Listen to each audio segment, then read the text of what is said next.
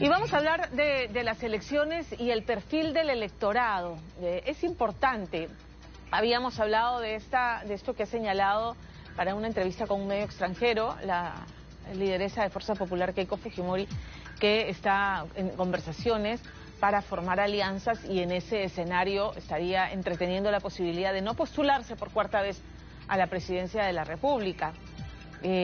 Claramente Fuerza Popular es un partido de derecha y en ese espectro parece que nos vamos quedando sin posibilidades porque Hernando de Soto ya declinó, Carlos Álvarez de Soja Margaritas ya ha dicho que pronto anunciará si sigue en carrera en este partido donde ha encontrado, o sea, se están produciendo serias discrepancias. ¿Qué nos queda en ese espectro? De momento, el señor César Acuña, que para más de viaje, que atendiendo las necesidades urgentes de una región azotada por la delincuencia y la criminalidad organizada, pensemos en Patás y su cantidad de fosas comunes y la delincuencia, las extorsiones en La Libertad. Pero el señor pide licencia, se toma vacaciones, viaja absolutamente desconectado. Bueno, César Acuña sería el candidato de Alianza para el Progreso. ¿Quién podría asomar? Hay otros nombres que están todavía como posibilidades.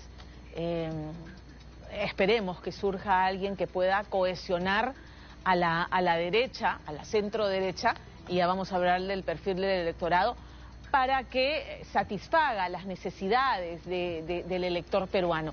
Nos acompaña esta tarde Enzo Helguera, él es CEO de la encuestadora Imasolu, analista político, ha hecho un estudio sobre por quién votarían los peruanos si es que mañana fueran las elecciones, pero sobre todo ha esbozado un perfil de elector peruano. ¿Cómo estás, Enzo? Bienvenido, buenas tardes. Saludarte. Y bueno, aquí para presentar y comentar también algunas estructuras que se repiten y que en realidad no debería sorprendernos porque finalmente en las elecciones hay algunos vicios similares en cuanto al electorado en relación a lo que quiere, a lo que espera, pero también a lo poco que conoce. Ok. Vayamos con el cuadro de si las elecciones fueran mañana, a diferencia de las otras encuestadoras, ustedes tienen como resultado que en primer lugar está la señora Keiko Fujimori, no han incluido a Martín Vizcarra, que sí lo han hecho otras encuestadoras. ¿Por qué? Correcto. Primero porque por un asunto de metodología, cuando consultamos por los candidatos, sería inadecuado e incorrecto considerar a Martín Vizcarra o a Antauro Humala, por ejemplo, porque bajo el actual esquema normativo, ellos no pueden postular. Primero porque está inhabilitado. Por supuesto, el primero porque está inhabilitado y el segundo porque ha sido retirado por conducta antidemocrática, su partido se canceló y ya no tiene posibilidad de postular a la presidencia por ningún otro partido político, sí la tendría en el Senado o en algún otro cargo, ¿correcto? Entonces, no podemos considerarlos como candidatos presidencial porque evidentemente confundiríamos al elector frente a candidaturas que no están presentes y que no son legales.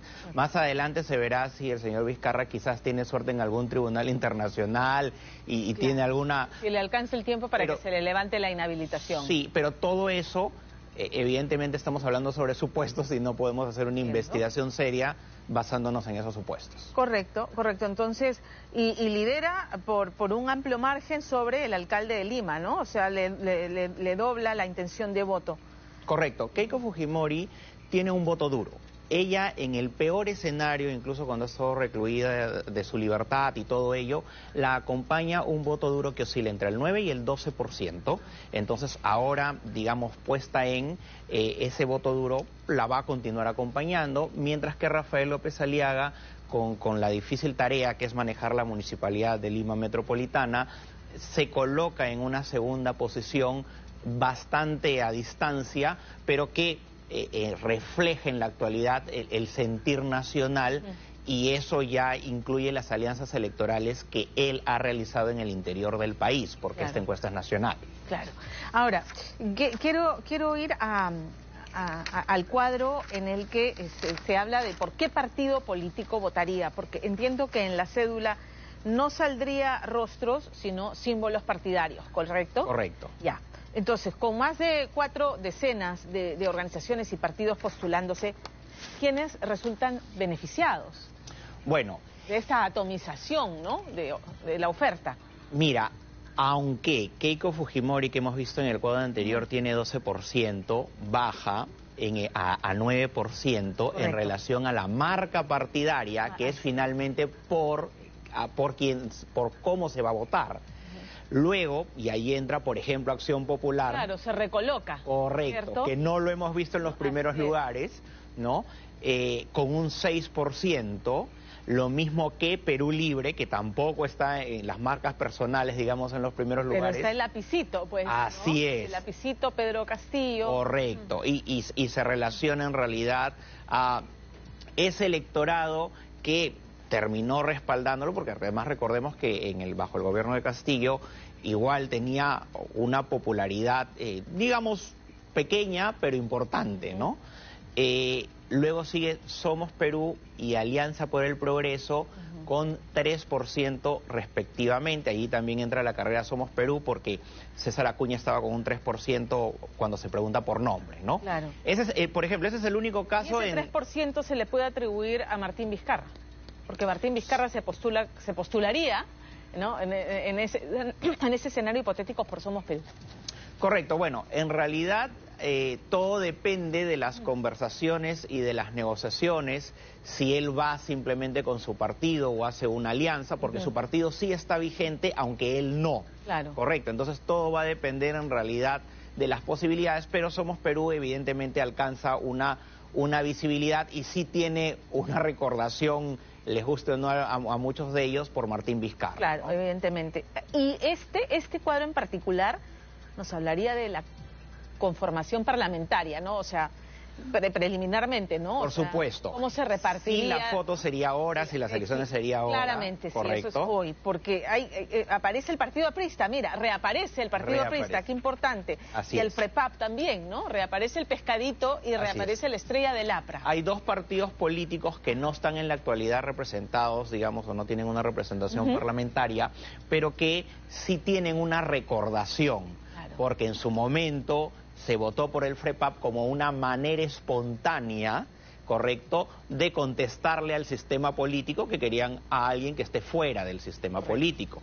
Y en el tema del APRA, evidentemente es junto a Acción Popular y al PPC, que no aparece en este tipo de situaciones, pero son partidos, digamos, clásicos e históricos. El APRA nunca muere. Y la recordación de la marca y la influencia nacional evidentemente también influye, ¿no? Es más la marca que el recuerdo del ejercicio del poder del partido, de sus representantes. En realidad el APRA siempre ha estado atribuido a los valores políticos que Alan García le inyectó, sin embargo siempre ha tenido una organización interna fuerte, importante, y de muchos personajes que actualmente están o estarían en otros partidos políticos, entonces de todos modos hay esta recordación que es trascendental para ellos. Y más o menos esta conversación que acabamos de tener, o sea, esto que nos estás diciendo coincide con el cuadro sobre la fuerza de elecciones presidenciales fuertes en el Congreso de la República.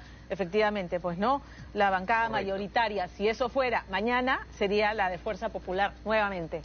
Claro, en el siguiente cuadro tenemos a Fuerza Popular liderando, ¿no? Liderando, pero ya con mayor proporción, porque aquí estamos solamente se contarían votos válidos, se eliminarían, digamos, los partidos chiquitos, ¿no? Y aquellos que no definen, entonces llegaría hasta un 29% bajo este escenario. Correcto, Acción Popular con un 19.3, Perú Libre con 12.9, Somos Perú con 9.6, al igual que Alianza por el Progreso también con 9.6, FREPAP 6.45, Avanza País 6.45, al igual que el APRA. Y todas estas organizaciones políticas, todas estas agrupaciones que aparecen en la cédula electoral, se diluyen. Por supuesto. No pasan la valla electoral y se van a quedar chao. Incluso... Claro, incluso hablamos de marcas, digamos, importantes, que, por ejemplo, pueden tener, digamos, Martín Vizcarra tiene su partido, por ejemplo, y no se visibiliza incluso su partido en este tipo de elección. Entonces, ese es el claro ejemplo de que los partidos nuevos tienen una tarea muy difícil en el posicionamiento de su símbolo y les queda poco tiempo, mientras que los otros partidos evidentemente han tenido un trabajo histórico y tienen una recordación mayor, entonces tienen una ventaja sobre el resto de partidos políticos, lo que no significa que todo esté perdido, porque evidentemente en nuestro análisis podrían llegar hasta 11 partidos políticos, toda vez que las candidaturas no, digamos, no muestran un liderazgo o una gran diferencia, y por otro lado hay todavía un colchón del electorado que no ha definido su voto y que le podría dar el ingreso a nuevas marcas políticas, pero van a tener que hacer un gran trabajo de diferenciación porque estamos hablando de más o menos 43 marcas si no llegan las alianzas electorales. Estamos hablando de 51% que al momento de realización de la encuesta no sabe todavía por quién no ha definido su voto, no sabe, no opina. Correcto. ¿No? Entonces es por eso que esa ola podría definir y empoderar algunos partidos nuevos o podría resaltar algunos de los que ya están también y al final podría posesionarse para segunda vuelta. No calculamos que nadie vaya a ganar en primera vuelta, pero sí podría posesionar a uno de los partidos que representan lo ya conocido versus alguien nuevo, que por lo general digamos la campaña electoral en primera vuelta termina siendo siempre esa diferenciación. El perfil del electorado me interesa particularmente porque le preguntan a los encuestados, ¿confía usted en el sistema político? Confío muy poco, 58%, no confío, 28%. La mayoría no se siente representado por el sistema político que podemos calificar, o sea, es una democracia. Por supuesto. Es peligroso, ¿no? Por supuesto. De hecho, Pamela, tenemos una calificación a nivel nacional por algunos indicadores de que terminamos siendo ahorita una democracia híbrida. Híbrida, correcto. Y obviamente esa percepción, la población no conoce un poco esta diferenciación de terminología, pero sí reconoce si el sistema democrático, que es nuestro sistema también político, funciona o no. Correcto. Entonces, y este más si confío o confío muy poco, es el desgaste del Parlamento, es la suma de a veces las contradicciones y las pullas internas dentro de la Fiscalía, el Poder Judicial. Entonces es un concepto de todo el sistema político, no solo del tema de la presidencia, sino de todo el aparato. ¿Funciona o no funciona para el ciudadano de pie? Entonces el sí confío es un 14%, el confío muy poco es una gran mayoría, el 58%, y un 28% incluso dice que no confía. Bueno, eso se alinea con los resultados de, o sea, la desaprobación de la presidenta, la desaprobación del Congreso, y en esa línea de todas las instituciones del Estado, ¿no? Poder judicial, el Ministerio Público. Dentro del perfil también preguntan, ¿en cuál de los siguientes regímenes de gobierno preferiría vivir? Claro, 60%, a pesar de que no confían, insisten en la democracia, ¿no? Que al menos es buena. Imperfecta, pero prefiero democracia. 23% dice dictadura. Correcto. Lo que pasa es que, a ver, ante temas de inseguridad ciudadana, muchos optan por el estilo dictador o de autoritarismo, porque consideran que si la democracia no funciona, principalmente es por temas de corrupción o por temas de ineficiencia del aparato estatal. ¿Qué se necesita para suprimir las instituciones políticas y funcionar de manera más ejecutiva? Una dictadura, ¿no? Entonces, lamentablemente es el hartazgo al sistema político que no funciona y sobre todo la postergación de los sectores a los que el Estado no llega muy poco, llega de manera ineficiente.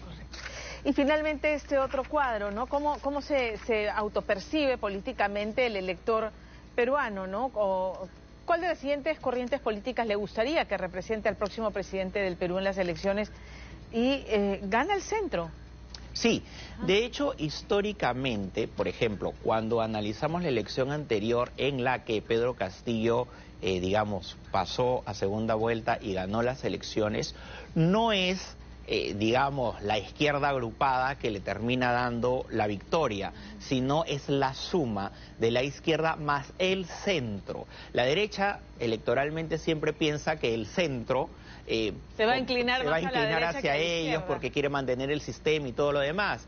Pero el problema es que el centro es constantemente afectado por el sistema político y muchas veces termina dándole la espalda a la derecha para apoyar a la izquierda, y es por esa razón los últimos resultados electorales, ¿no? Entonces, ¿dónde colocamos el antivoto? Porque lo que ha pasado en segunda vuelta es que por el fujimorismo, por Keiko Fujimori no votaría de ninguna manera, aún percibiéndome como de derecha o de centro derecha. Correcto. Lo que pasa es que justamente en el centro o la derecha moderada, que concentran, digamos, los dos colchones más importantes, tienen una postura, por ejemplo, en el tema de derecha moderada, que estaría más pegada al centro, a veces tienen una postura más de otro tipo de valores y de criterios en los que piensan que no dependen del sistema político finalmente, sino dependen de su tema empresarial o de los negocios del día a día, y que por ello pueden decirle no a alguien con que no coincida con sus valores y correr incluso un riesgo mayor, porque a pesar de que el sistema político no los puede afectar, sí consideran que toda la atmósfera política no es sana para la democracia. Entonces esos valores son los que terminan alejándolos o incluso no yendo a votar el día de las elecciones y aprovechar ese feriado largo y no preocupándose de lo que vaya a ocurrir en la elección. Dados los resultados de las últimas elecciones, con resultados tan apretados en que se decide quién será presidente por unas decenas de miles de votos, no han sido más, 44.000 entiendo que fueron, ¿no? Por supuesto. Ya. La necesidad es que todos asumamos, ¿no? O sea, hay que hacer una reflexión final respecto a estos resultados. Va a ser un resultado apretado en la segunda vuelta, asumir la responsabilidad de informarse e ir a votar. Este escenario sobre todo se da cuando un candidato de derecha compite con un candidato de izquierda y digamos que el candidato de derecha tiene cierto antivoto, digamos, muy fuerte, ¿no? Y es ahí donde el centro y la centro derecha muchas veces son permeables a su votación. No sería así si los dos candidatos fueran de derecha o fueran de izquierda, Pedro Pablo Kuczynski y Keiko Fujimori también la diferencia fue de 60.000 votos. Pero el asunto es que Pedro Pablo Kuczynski buscó el voto de la izquierda, que le fue mucho más fácil controlar, al igual que el centro, porque se identificaban, por lo menos los del centro y la centro derecha se identificaban con sus valores. Y respecto de la izquierda es porque tenían que darle la contra, porque representaban al antivoto de Keiko Fujimori. Okay. Enzo, como siempre, muchas gracias por estar con nosotros. Un gusto, Pamela. Gracias. Hacemos una pausa y regresamos aquí En Contacto.